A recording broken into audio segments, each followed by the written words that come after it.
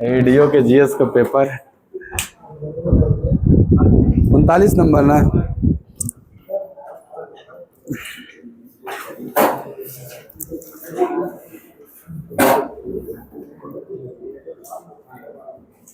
कह रहे देव ने 9.2 रुपीज पर केजी के दर से 20 किलो चावल और 10.2 रुपये केजी के दर से 30 किलो चावल खरीदा। दो तरह का चावल खरीदा है। लॉकडाउन के कारण उसने पूरे स्टॉक को, यानी जितना केजी उसके पास था टोटल, उस सब को 12.2 रुपीज पर केजी के दर से बेच दिया। उसका समग्र लाभ रुपया में ज्ञात करें। रुपए में बताना कुल कितना लाभ हुआ। तो टोटल सीपी अगर पता चल जाए और टोटल एसपी पता चल जाए तो एसपी और सीपी के अंतर को ही ना प्रॉफिट कहते हैं। सीपी निकाल लीजिए। टोटल सीपी पहले रेट था 9.2 रुपीज पर केजी। क केजी खरीदा था, तो क्या इस 9.2 रुपये केजी वाला चावल का टोटल खर्चा इतना आ जाएगा खरीदने में, प्लस दूसरा चावल का टाइप जो है वो 10.2 है और ये क केजी खरीदा है। क्या ये इसका टोटल एक्सपेंडिचर होगा, टोटल खर्च होगा खरीदने में? 92 का दुगना 184 और 110, 102 का 3 गुना 306, तो मिला के दोनों कितना हो जाएगा? 490। बोलो बाबू, क्या इसको टोटल चावल खरीदने में 490 रुपये लग गया? टोटल एसपी निकाल लेते हैं। बेचना कितने में? बेचने का रेट क्या डिसाइड किया था? 11.2 रुपीज पर केजी, 12.2। अगर 1 केजी बेचेगा 12.2 में, तो पूरा स्टॉक बेच दिया। क्या इसके पास स्टॉक 20 केजी और 30 केजी 50 केजी था? 50 केजी है ना चावल इसके पास। 1 किलो इतना में बेचेगा तो 50 किलो गुणे 50 कर देंगे। इसका 5 गुना 610 गुणा कर देंगे 122 का 5 गुना। तो बताओ इसको खरीदने में कुल कितना लगा और बेचा कितने में? फायदा हुआ कि नहीं? तो प्रॉफिट ही पूछा है कितना है। तो profit is equal to SP minus CP होता है ना। एसपी हो गया 610 और सीपी हो गया 490, घटा दो 120। यही इसका प्रॉफिट अमाउंट है। इसमें ज्यादा विशेष कुछ मत लगाइए। सिंपल सवाल सिंपल करिए, नहीं होता ऐसे हिसाब किताब, ऐसे कर दीजिए। क्रयमूल्य में अगर 162 रुपए की वृद्धि होगी तो जो मेरा हानि हुआ करता था वो लाभ में चेंज हो जाए। और सही भी लग रहा है आपको कि यदि बढ़ा के बेचिएगा तो पहले जितना भी लाभ होता होगा उससे ज्यादा ही लाभ होगा, या अगर पहले हानि हो जाता होगा तो कम हानि होगा, या पहले हानि हो जाता था तब लाभ होने की संभावना है। बोलो, तो क्या हमने बताया था? लाभ प्लस हानि जो होता है वही विक्रय मूल्य का अंतर होता है। और विक्रय मूल्य का 162 रुपया बढ़ना, क्या वो विक्रय मूल्य का अंतर ही है? तो सीधे लिखो लाभ प्लस हानि बराबर विक्रय मूल्य का अंतर। लाभ प्लस हानि बराबर विक्रय मूल्य का अंतर। इसको ध्यान रखो, बड़ा जल्दी करवा देता है ये सवाल। क्योंकि देखो विक्रय मूल्य का अंतर भी दे दिया ना 162 रुपए, और सर लाभ और हानि दोनों दे दिया है। हानि पहले कितना होता था? 19%, और लाभ कितना होता था? ये परसेंटेज दोनों जुड़ जाएंगे क्योंकि दोनों का बेस सीपी होता है। लाभ का भी बेस सीपी और हानि का भी बेस सीपी। अगर दो परसेंटेज के बेस सेम होते हैं तो दोनों परसेंटेज को हम नंबर की तरह जोड़ सकते हैं। 17 19 जोड़ेंगे तो 36। 36% बराबर 162। 1% निकाल लो पहले, 36 से भाग लगेगा ना। 162 बटे में 36, 4.5। 1% 4.5। तो क्वेश्चन तो सीपी पूछा है। सीपी हमेशा 100% लेते हैं, तो 100% का मान 100 का गुणा हो जाएगा। तो 4.5 में 100 का गुणा कर दीजिए, 450 रुपए। ये आपका होगा सीपी। 450 रुपये जी, है ना। राम ने कुछ वस्तुएं बेची, उसने इन वस्तुओं के 1/4 को 12% लाभ पर, 3/5 को 15% लाभ पर तथा शेष को 20% लाभ पर, तो कुल लाभ प्रतिशत ज्ञात करें। बहुत फेमस सवाल है और बहुत आसान सवाल है। क्या इस प्रश्न में वस्तुओं की क्वांटिटी और उन पर परसेंट प्रॉफिट दिया हुआ है? हमने आपको बताया है कि क्वांटिटी में अगर आप परसेंट प्रॉफिट या लॉस का गुणा करिएगा तो टोटल प्रॉफिट दे देता है। क्या दे देता है? Total profit. ये हमेशा ध्यान रखिए। तो पहली बार अपनी टोटल वस्तुओं में से कितना वस्तु बेचा? 1/4। तो क्वांटिटी हो गया 1/4 और इस पर लाभ कितना लिया है? गुणे 12% कर लेना। ये टोटल प्रॉफिट बताएगा 3% होगा। ये जो 3% आया ना, ये संपूर्ण पर आ गया 3%। अच्छा, इसके बाद कितना बेचा? 3/5। क परसेंट पर? 15% पर। तो ये आपको संपूर्ण पे 9% दे देगा। अब बताओ आपको कि आप 2 पार्ट में बेचे हो, 25% और 60%। क्या 1/4 का मतलब आप 25% वस्तु बेच दिए? 3/5 का मतलब 60% बेच दिए। तो 25 और 60 85% बेच दिए ना जी। क परसेंट शेष बचा? और 15% का फ्रैक्शन क्या होता है? आपका मन है तो 3/20 लिखिए ना, तो डायरेक्ट 15% लिख के निकाल लीजिए, आएगा एक चीज हुआ 3/20। शेष यही ना बचा। देखो फ्रैक्शन में कहते हैं कि एक टोटल होता है, इस टोटल में से जो 1/4 और 3/5 जोड़ के घटाओगे तो शेष आ जाएगा। तो 1 माइनस ये 20 हो जाएगा और 5 12 17 हो जाएगा ना। तो 1 में से 17/20 घटेगा तो क्या शेष 3/20 आ गया? इतना कैलकुलेशन न करके डायरेक्ट सोचो कि 1/4 का मतलब 25%, 3/5 का मतलब 60%, तो 25 और 60 यानी 85% बिक गया, तो बचा 15%। और क्या 15% को फ्रैक्शन में 3/20 ही कहते हैं? तो डायरेक्ट ऐसे भी लिख सकते हैं। इतनी मात्रा को किस लाभ पर बेचा था? 20% पर। तो क्या ये ओवरऑल 3% देगा? अब ये सारे टोटल प्रॉफिट है, ये आपको ऐड कर लेना है, 100% पे निकल जाएगा। क्यों ऐड करना है? सुनना। क्या ये तीनों क्वांटिटी जुड़ेगा तब ना 100% होगा, तो प्रॉफिट भी जुड़ेगा तब ना 100% पर आ जाएगा। तो 9 6 15 यानी हमें टोटल 15% का लाभ हो जाएगा। आप ऐसे क्वांटिटी को फ्रैक्शन में भी लिख के हल कर सकते हैं, आप चाहें तो क्वांटिटी को भी परसेंटेज में लिख के हल कर सकते हैं। मैं दिखा दे रहा हूं, क्योंकि हो सकता है कोई सवाल में ये 1/4 की जगह 25% बोला हो, तो आप वही लिखना, कोई दिक्कत नहीं, 25% लिखना। ये क्वांटिटी है ना, और इसमें प्रॉफिट कितना था? 12%। तो 25% का 12% बताओ बाबू, 3% तो होगा। 25% का 12% या 12% का 25% आएगा ना? 3%। अच्छा, 3/5 को हम अगर 60% बोल देते तो 60% का 15% निकालते, 15 6 के 90, 9% हो जाता। अब ये डायरेक्ट दिखेगा 25 60 85 बिक गया, तो 15% बचा। अब 15% क्वांटिटी पे 20% प्रॉफिट चाहिए, तो 15% का 20% 3%। 3% लिख लेना यहाँ पे। क्या ये क्वांटिटी 100% हो गया?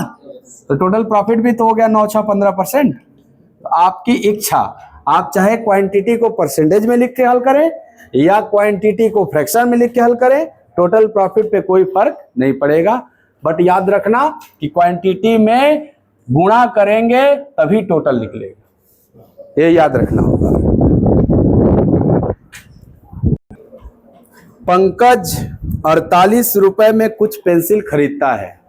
नहीं ना बताया कब वो खरीदता है, खाली बोला 48 रुपया में कुछ खरीदता है। यदि उसने समान राशि पर, मतलब 48 रुपया में, एक लाइन का मतलब समझ में आएगा तो सवाल जल्दी हो जाएगा। पंकज 48 रुपए में कुछ पेंसिल खरीदता है।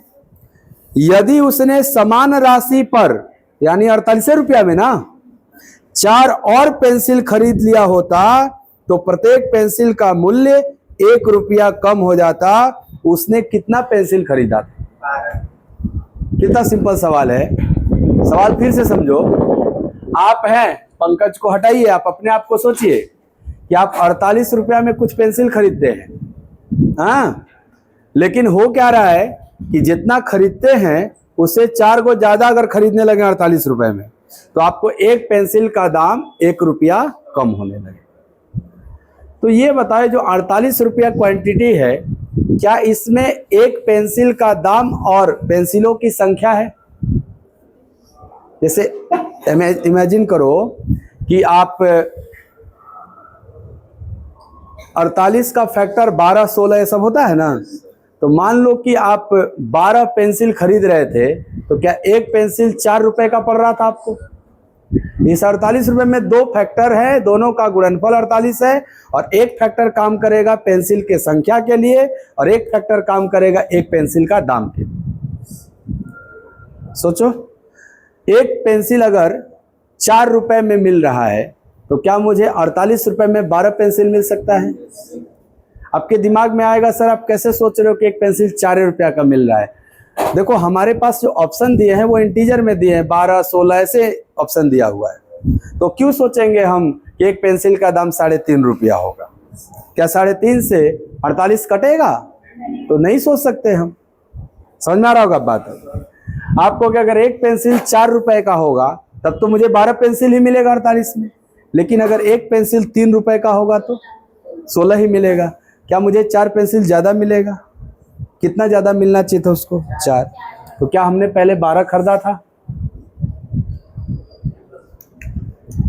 इस 48 रुपए, देखिए हम x बता देंगे मान के, परंतु आप पहले सोचिए, इतना छोटा डेटा है, इसका फैक्टराइजेशन आपको आसानी से कर सकते हैं। 48 रुपए को या 48 को 2 पार्ट में तोड़ सकते हैं कि नहीं? किन किन को गुणा करके 48 बन सकता है? नेचुरली बताओ, दिमाग में क्या आता है? सर 16 3 48 होता है, 12 चौके 48 होता है, 8 6 48 होता है, यही सब ना दिमाग में आएगा। तो डेटा भी मैच कराओ कि इस 48 को अगर मैं 4 के हिसाब से लूंगा तो 12 चौके 48 होगा, या इसी 48 को अगर मैं 3 के हिसाब से लूंगा तो 16 3 48 होगा। तो अगर इधर वाले को मैं संख्या बोल दूं, इधर वाले को मूल्य बोल दूं कि एक पेंसिल का दाम है, तो बताओ, पहले हम एक पेंसिल 4 रुपए में खरीदते थे, अब हम एक पेंसिल 3 रुपए। क्या हमारे एक पेंसिल का दाम 1 रुपया कम हुआ? पहले हम 12 पेंसिल खरीदते थे, अब हम 16 खरीद रहे हैं। क्या हम 4 पेंसिल अधिक खरीद रहे हैं? क्वेश्चन का सारा डेटा कंप्लीट है कि नहीं इस पे? तो पूछा पहले कितना खरीदे थे? 12 ना। बोलेगा अब कितना खरीदोगे? 16। आंसर क्या होना चाहिए? 12। उसने कितनी पेंसिल खरीदी थी? तो 12। उसने कितना पेंसिल अब खरीदा? तो 16 करोगे आप। नहीं समझ में आया?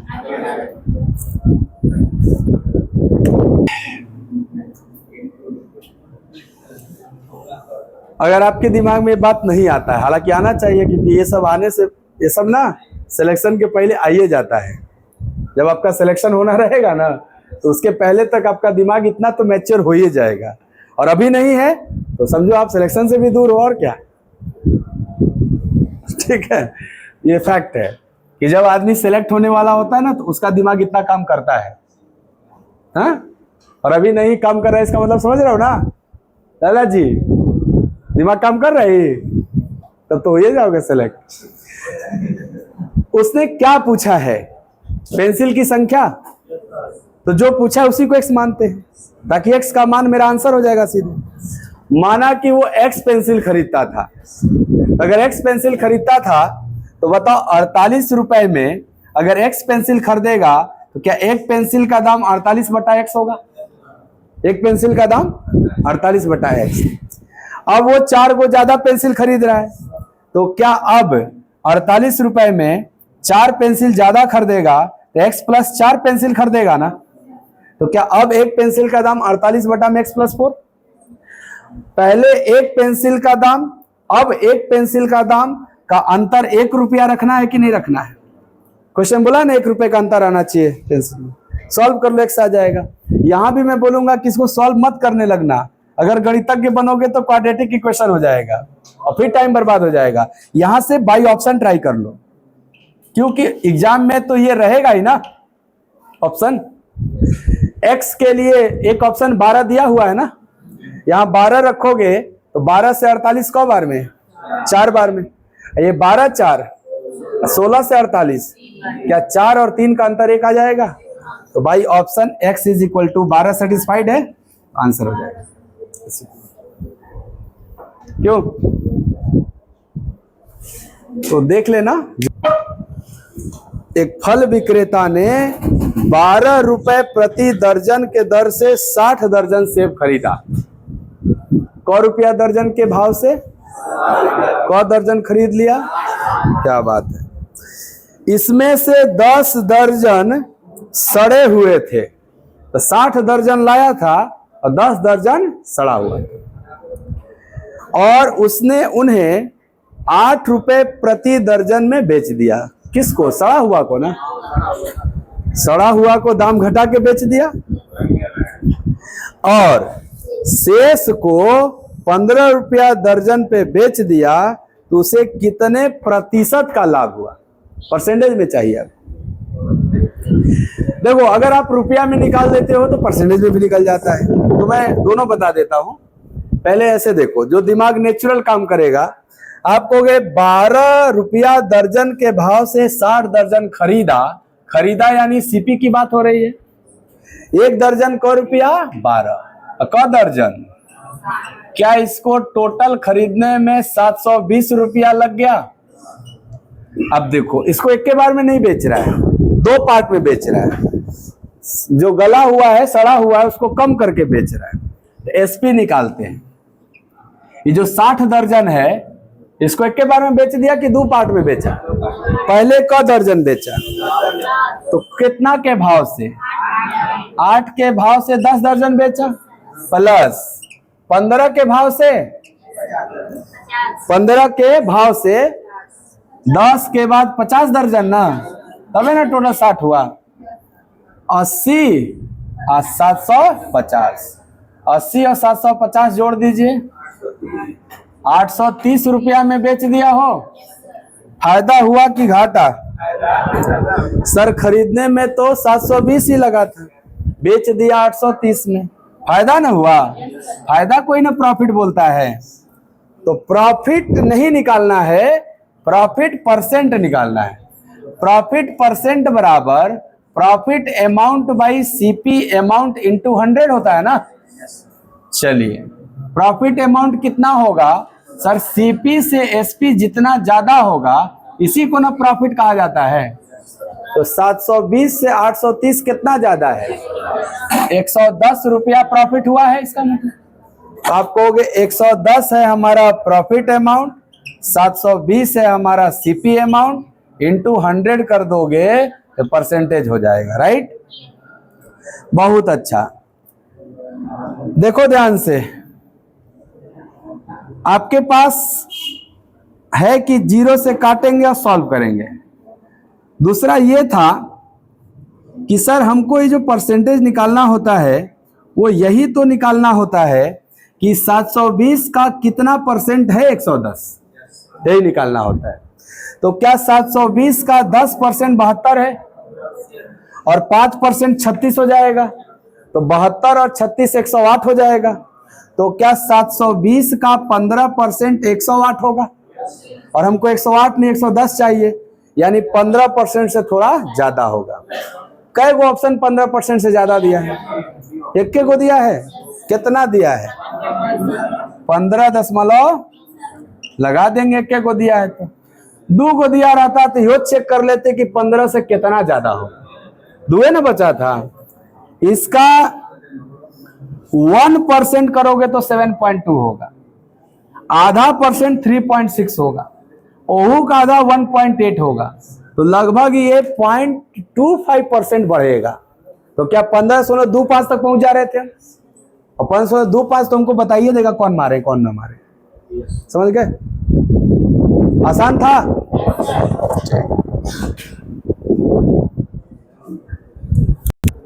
अगर किसी का मूल्य क्रय मूल्य से जितना अधिक किया जाता है वो मार्कअप होता है, तो ये मार्कअप है 20%।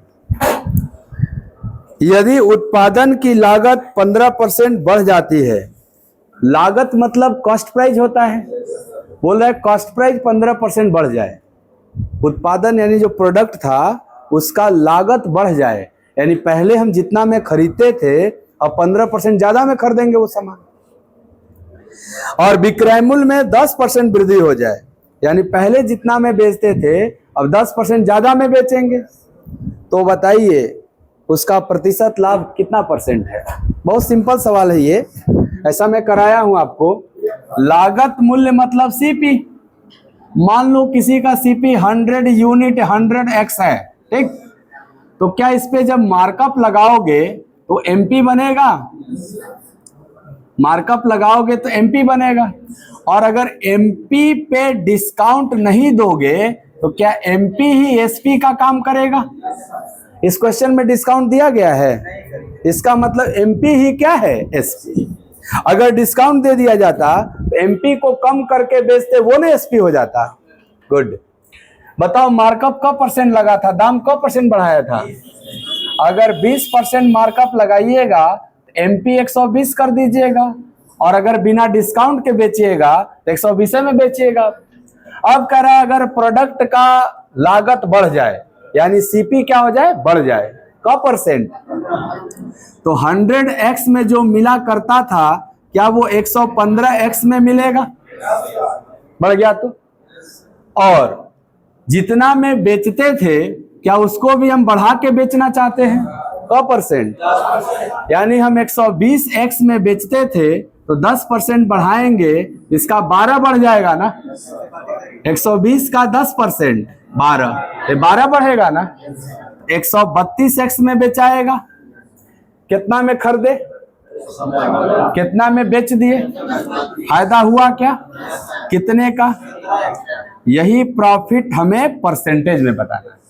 तो आप कहोगे percent profit is equal to profit by CP into 100, profit कितना और सीपी कितना, हाई लोगे कि हाई, सर जी जिस सीपी पे प्रॉफिट लिए हो वो सीपी लेंगे ना, तो 115 और इंटू 100, इसीलिए एक्स का कोई रेलेवेंस है नहीं, वो यहां हम यूनिट बोलते हैं तब भी काम चल जाता है हमारा। ये बताना 115 का 10%, सर एक अंक पहले डेसिमल बैठा दो, 11.5। अच्छा 115 का 5%, अगर 10% 11.5 है तो 5% उसका आधा होगा, 11.5 का आधा, 11.5 का आधा 5.75, तो 11.5 में 5.75 जोड़ो 17.25, क्या इसके आसपास पहुंच रहे हैं, फिर से सुनो, 11.5 में इसका आधा 5.75 जोड़ना है, 11 में 5 16 और उधर से एक 17.25 आ रहा है। सर अगर 115 का 15% निकालिएगा तो 17.25 आ रहा है, ये 17.25 नहीं है, केवल 17 है, इसका मतलब 15% से थोड़ा कम आंसर होगा, 0.25 ही ना घटाना है। क्या इस नंबर का 2% करेंगे, हाँ 0.2% कर दो, हो जाएगा ना लगभग। तो अगर 15% में 0.2 कम हो जाए तो 14.8 के आसपास चल जाए हम, 14.7 के आसपास कितने ऑप्शन है, लगा दीजिए वही, ऐसे दिया है बस। कैलकुलेशन समझ में आ रहा है कि नहीं, और नहीं समझ में आएगा तो जोर नहीं डालना है दिमाग पे, चुपचाप 17 गुणे 100 है ना, का हुई 1700, नीचवा 115, आराम से काट लिया, 5 से तो कटेगा ना, 5 से कटेगा ना, अब भाग दे दो अपना, 23 का पारा पढ़ दो, जा रहा है कितना है, ये जो आया उतने जाएगा, और क्या दे लेना आराम से। लोड नहीं लेना कि कुल का बताई ना हमके बुझेबे ना कैला, ना बुझाइले तो ऐसे कर लिया। अब बुझाया होगा तो आपका कैलकुलेशन अच्छा हो जाएगा, राइट। मतलब 53,169 रुपया में जीएसटी नहीं है, जीएसटी अभी जोड़ना बाकी है। लागत वाले टीवी सेट खरीदने के लिए दुकान पर जाता है, यानी इतना रुपया का क्या था, वो टीवी वो खरीदने के लिए दुकान पे गया। जीएसटी का जो रेट है वो 18% है। ऋतिक दुकानदार से कहता है कि वह टीवी का मूल्य इस प्रकार कम कर दे, बार्गेनिंग करा रहा है ऋतिक। अगर बार्गेनर नहीं होता तो जाता चुपचाप टीवी का दाम पूछा प्लस उस पर 18% जीएसटी देके पेमेंट करके लेके चला आता। बट ये कह रहा है कि हमको इतना तो दाम कम कर दो ताकि हम 53,159.72 रुपया अगर आपको दें तो मुझे जीएसटी वीएसटी देना न पड़े। बोलो, ये नहीं कहना चाह रहा है? कम पढ़ा लिखा ऋतिक है, छूट नहीं जानता है, तो आम भाषा में जिसे हम लोग नहीं कहते हैं, दुकानदार क्या बोला? दुकानदार ये बोला कि 53,159 को भी गोली मारो, सीधा सीधी सोचो। दुकानदार ये बोला, सवाल समझ लो, अच्छा सवाल है, हाँ, नहीं तो दोनों को दूर दूर कर देंगे। दोनों दोस्त हो ना, तो दोस्ती बरकरार रखना चाहते हो तो जब मैं पढ़ूं तब मेरे साथ सुनो, ठीक? डिस्टर्ब ना हो रहा है। और रुपया देखा तो कितना टेढ़ दिले है, 53,159.72, ऊपर से 18% जीएसटी तो के दे निकाले के ना तो 10 मिनट लगा देगा। नहीं तो अजमा लो अपने आपके, 53,159.72 का 18% निकाला था, दे क्या ना जीएसटी तो निकली रुपया तबे ना दिया, टाइम लग जाएगा ना।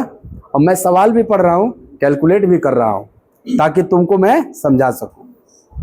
शिक्षक को बड़ी जिम्मेदारी होता है। आपको लग रहा है चुपचाप सवाल पढ़ा तो नहीं, मैं देख रहा हूं किस ऑप्शन पे मैं पहुंच रहा हूं।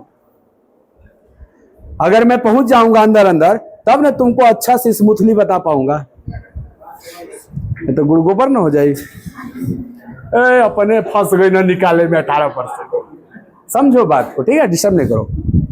तो मैं बोला ना कि पहले सवाल को समझा जाए उसके बाद उत्तर करेंगे। ये 53,159 बोल रहा है, अभी आप एज्यूम करो कि 53,000 की टीवी है, तो 53,000 की टीवी है तो क्या दुकानदार के पास जाओगे 53,000 दोगे और टीवी दे देगा क्या? नहीं, वो कहेगा 53,000 टीवी का दाम प्लस 18% जीएसटी इसका दीजिए और टीवी लेके जाइए। तो ऋतिक क्या कहता है कि ना ना, तुम हमसे 53,000 ले लो, आईएसटी जीएसटी कुल तार हो गए, बढ़ो बोला है ना कि 53,000 जीएसटी सहित हो जाए, ऐसा ही ना कह रहा है ऋतिक। और आम भाषा में यही होता है, जिसको जीएसटी नहीं बुझाता है वही कहता है कि क्या जरूरत हुआ, चुपचाप इतना रुपया ले लो, में अपन जीएसटी हिसाब कर लिया। जीएसटी किसी दुकानदार का अपना संपत्ति नहीं है, उसको तो वो चाहिए क्योंकि उतना गवर्नमेंट को देना है। समझ में आ रहा है बात? तो अब कस्टमर बनाए रखने के लिए दुकानदार कहता है ठीक बा, जाए हम घर ही से भर दे, ऐसे ना कहता है, परंतु 18% तो पे करना है उसको। तो सवाल कितना साधारण हो गया। अब टीवी को हटाओ और सिंपल सोचो, कोई एक वस्तु था, वो 100 रुपए का था।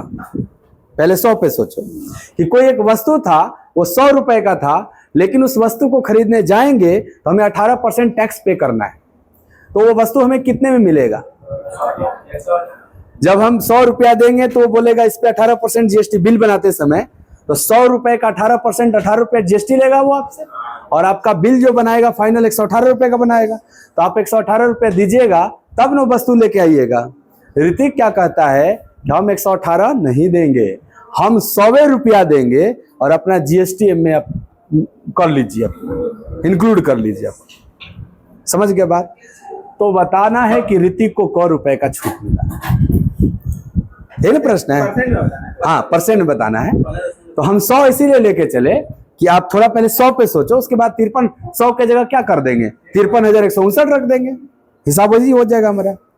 पहले 100 पे आप बताइए अपने दिमाग से कि 100 रुपए का सामान था, 18% जीएसटी के साथ अवेलेबल था, लेकिन एक व्यक्ति ने केवल 100 रुपया ही दे के ले लिया, क्या उस व्यक्ति को छूट मिला? तो कितने परसेंट का छूट मिला? 18/118। रुपया में तो कहोगे 18 रुपया छूट मिल गया। क्यों? क्योंकि दुकान में 118 देना था ना, 100 ही दिया ना। क रुपया छूट मिला? 18 रुपया छूट मिला। ये जो 18 रुपया छूट मिला वो 100 रुपए पे मिला कि 118 रुपए पे मिला? 118 उसकी एमआरपी बन गई थी ना। यानी सर मुझे ये निकालना है कि जो 18 जीएसटी सहित छूट चाह रहा था वो 18 का चाह रहा था कितने पे? 118। जरा इसका परसेंटेज बताना बाबू।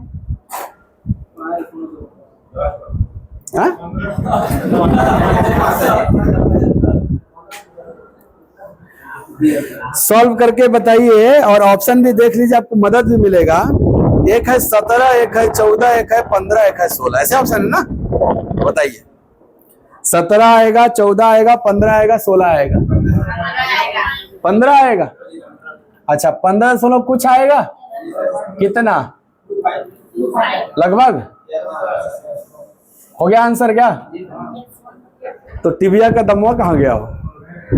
सर टिबिया का दमवे तो 100 माने थे आप, और क्या किए थे? 53,000 मान लिए थे। तो अगर हम 100 के जगह 53,000 रखेंगे तो फिर हम 100 का 18% निकाले तो 118 बन गया, और 53,000 का भी 18% निकाल के बढ़ाएंगे तो 53,000 का ना 118% बनेगा।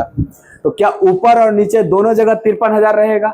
इसलिए वो कैंसिल हो जाएगा, उसका कोई रोल। क्लियर हुआ? तो जानबूझ के भड़काऊ डेटा दिया गया है कि ओकर 18% निकालो। आएगा उत्तर क्या? समझ गए? स्टार मान लीजिएगा, मेरा कॉन्सेप्ट है। हाँ नहीं तो अक्सर विद्यार्थी क्या हड़बड़ी में ना फट से 53,000 होकर 159 का 18% निकाल देगा, टाइम बर्बाद हो जाएगा। 20 रुपए प्रति दर्जन के दर से 510 अंडा खरीद लिया। अंडा का संख्या दिया है 510, लेकिन रेट बताया दर्जन के भाव से कि 20 रुपया प्रति दर्जन के दर से 510 अंडा खरीदा। मार्ग में ही 30 अंडे टूट गए, रास्ते में ही टूट गया। लेकिन खरीदा है तो पैसा लगा है ना, तो सीपी निकालेंगे तो पूरे 510 अंडे का ना निकालेंगे, भले कई अंडा टूट गया।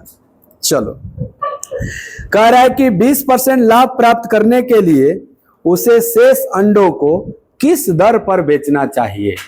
अब अंडो टूट गया, ओकरे वजह से भी दाम बढ़ाना होगा, अब प्लस 20% लाभ भी चाहिए, ये सब बढ़ा के बेचेगा। वही पूछ रहा है किस दर पर बेचे। ठीक है, बढ़िया। ये बताओ 20 रुपया प्रति दर्जन के भाव से 510 अंडा का दाम क रुपया? एक दर्जन में क अंडा? तो 12 अंडा का 20 रुपया, तो 510 अंडा का क रुपया? एक दर्जन में 12 अंडा होता है ना, तो 12 का दाम 20 रुपया, तो एक का दाम 12 का सीपी 20 रुपया, तो एक का 20 बटा में, तो 510 का 510 को खरीदा है, तो 20 बटा में 12 गुणे 510। सॉल्व कर लिया जाए इसको जी। 4 से 5 बार में और 3 से 17 बार में, 17 पचे 850 रुपया लग गया खरीदने में इसको। अब आया तो रास्ते में 30 गो अंडा टूट गया, 510 में 30 गो टूट गया तो क गो बचा? 480। ध्यान रखिएगा। ये बताइए कोई आदमी अगर लाभ कमाना चाहता है तो अपने सीपी पे ही लाभ कमाएगा ना। तो 850 अगर सीपी है तो क्या इसका एसपी निकल जाएगा? हाँ सर। क% लाभ चाहता है? हाँ 20%। अगर आप 20% लाभ चाहते हैं तो क% में बेचेंगे? 120% बेचना पड़ेगा आपको। तो बताइए आपके पास बेचने के लिए क रुपया का सामान है? तो 850 रुपए को 120% में बेचेंगे तभी ना बोलेंगे हमें 20% लाभ होगा। 850 का 120%, 12 गुणे 85, 12 पचे 60, अब 12 अठे 96, अच्छा क्या 1020 रुपए में बेचना होगा? हो बोलो। कुल अंडा 1020 में बेचना होगा, और बेचने के लिए क दर्जन अंडा बचा है? 480 को बचा था, 510 में 30 टूट गया, कौ गो अंडा बचा है? आप कहोगे 480 अंडा इतना में बेचना होगा। 1 दर्जन का भाव पूछा है, 1 दर्जन में 12 अंडा, तो 480 अंडा में क दर्जन? 480 में 12 से भाग दे दिया जाए, तो आप कहोगे 480 में 12 से भाग देंगे तो क्या 40 दर्जन है मेरे पास, और हम इतना रुपया में बेचना चाहते हैं, तो 1 दर्जन का जो एसपी होगा, क्या वो 1020 बटा में 40 होगा? क्योंकि 40 दर्जन है मेरे पास। 4 से 102 क बेरी में जाएगा?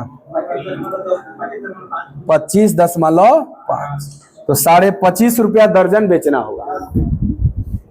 नहीं समझ में आया? क्या बात है।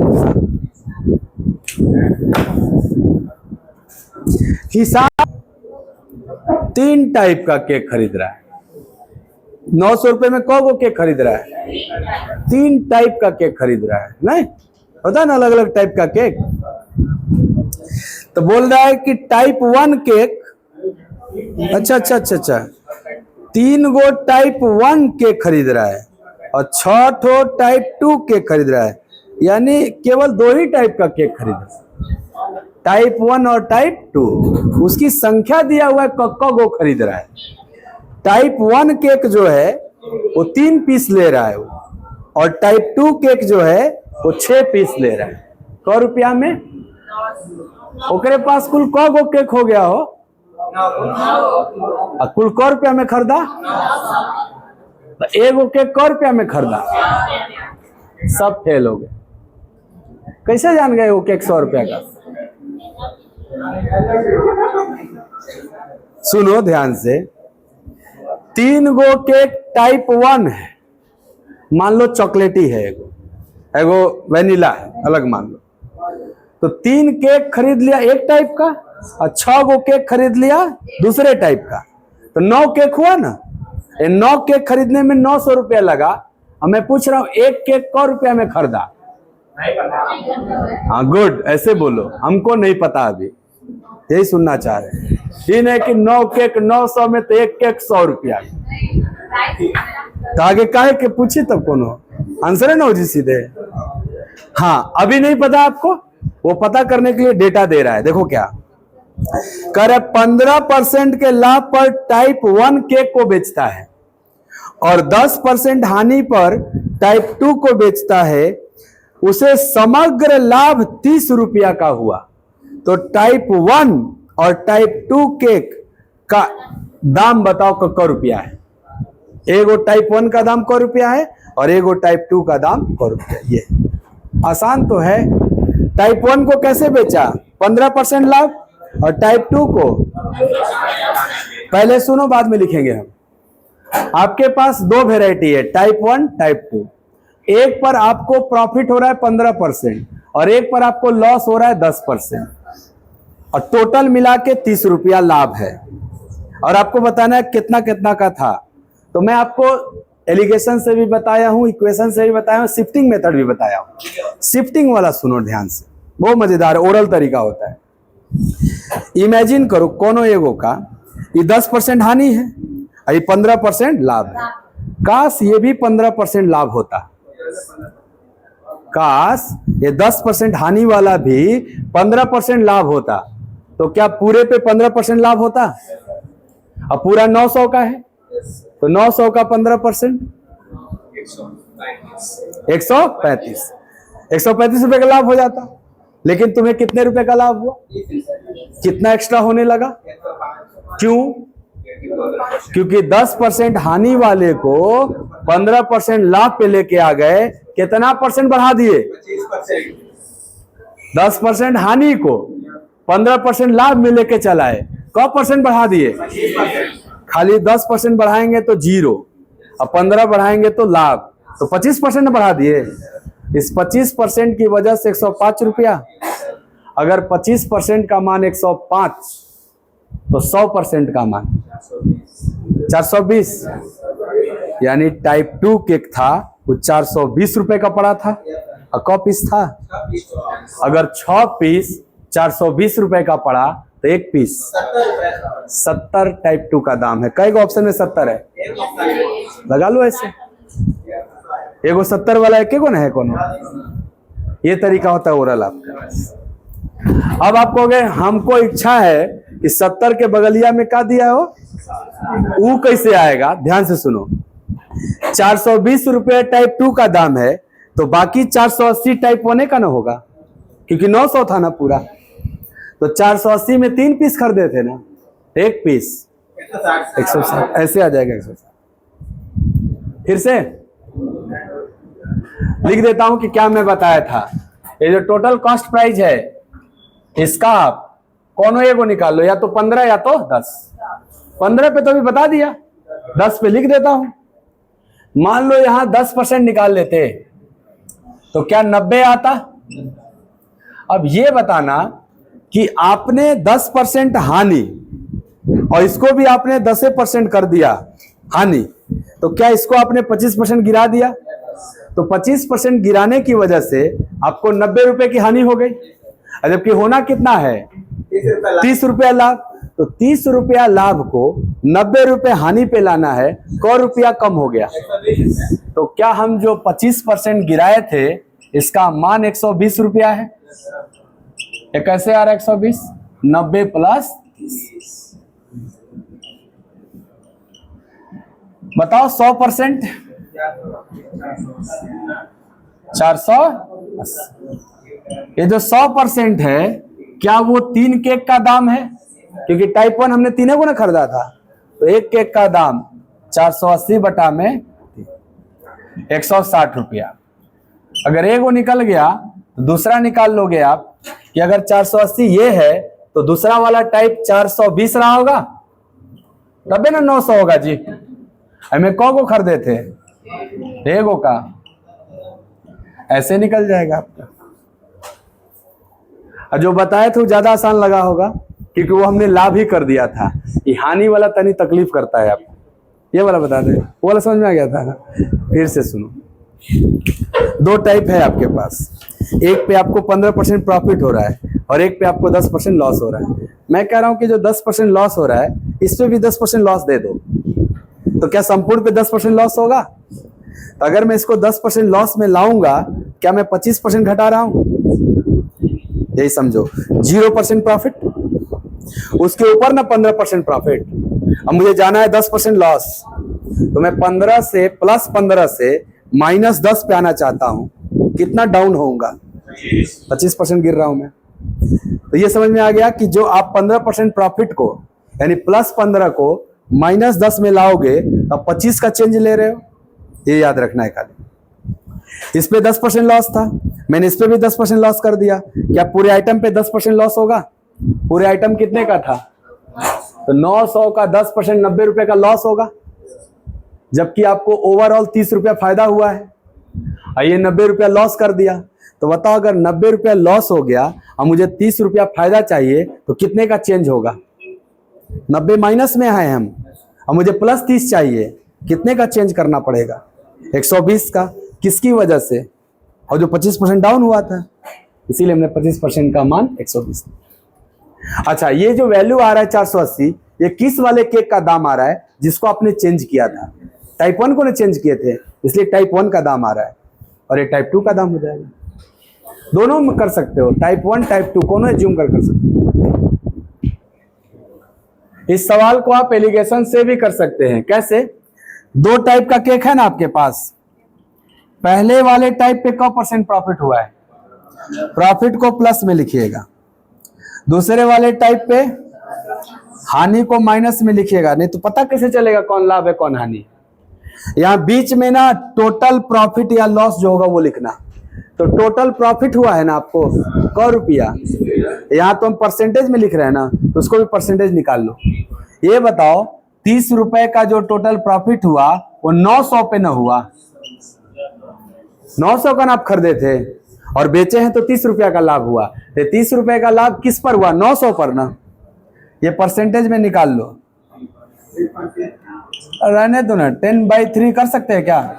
रहने दो, क्योंकि अभी प्रोसेस बाकी है हमारा। तो क्या मैं बोल सकता हूं टोटल ये दोनों आइटम मिला करके 10/3% का प्रॉफिट हुआ। और जो दोनों मिला के होता है वो बीच में लिखते हैं, और ये क्या है, प्रॉफिट है ना, प्लस में लिखना। ये 30 रुपया लाभ था तो परसेंट लाभ ना आ गया आपका। सर इसका अंतर यहां लिखते हैं और इसका अंतर यहां लिखते हैं, यही है क्रॉस एलिगेशन। घटाइएगा, 15 में से 10/3 घटेगा, क्या आएगा, भिन्न वाला घटाव है। 15 में से 10/3 घटेगा, क्या आएगा। इतना तेज होती तो तार कोचिंग पकड़ ले रहती, घटा ले कही जा। 15 तिया 45 - 10, 35/3 होगा कि नहीं। तो यहां लिख सकते हैं ना 35/3। अब यहां सावधान हो जाना, लिखना तो अंतर ही है, बड़ा में से ना छोटा घटा के। इन दोनों में बड़ा कौन है सर, जो प्लस में रहेगा वही ना बड़ा है, जो माइनस में रहता है वो कम होता है। तो मुझे प्लस 10/3 में से घटाना है कम वाला -10 है ना। तो बताना, ये सॉल्व करोगे तो 10 + 10/3 होगा, ऐसे होगा ना। 10/3 + 10 क्या आएगा, 40/3। ये हम यहां लिखेंगे। और इनके अंतर का जो रेशियो होता है वही सीपी रेशियो होता है। जब भी आप प्रॉफिट परसेंट या लॉस परसेंट को एलिगेट करते हैं तो ये हमेशा सीपी या क्वांटिटी का रेशियो आता है। किसका, सीपी या क्वांटिटी का। तो इसमें क्वांटिटी का तो जिक्र नहीं है, सीपी का जिक्र है ना, तो सीपी का रेशियो मानिएगा। बताइए 8:7 यानी सर टाइप 1 केक का सीपी 8 यूनिट और टाइप 2 केक का सीपी 7 यूनिट, दोनों टाइप मिला के। और एक्चुअल में 900, टोटल सीपी क्या था 900, तो 15 यूनिट का मान आ गया 900। तो 1 यूनिट का मान 60 रुपया। अगर 1 यूनिट का मान 60 रुपया तो टाइप 1 केक का दाम 8 यूनिट है। 1 यूनिट 60 तो 8 यूनिट 480। और टाइप 1 का प्राइस नहीं पूछा है, 1 केक का प्राइस पूछा है। 3 को खरीदा था, यहाँ को पीस खरीदा था 3, यहाँ 6 पीस। तो आप कहोगे ना 8 यूनिट का मान जो 480 बनेगा वो 3 केक का दाम होगा। तो 1 केक का दाम 160, यहाँ 6 केक का दाम 7 यूनिट, 7 यूनिट का मान 420, 7 यूनिट 420 और 6 केक का दाम 420, तो 1 केक का दाम 70 रुपये ही आ जाएगा। हो जाएगा, डेलीगेशन से भी कर सकते हैं।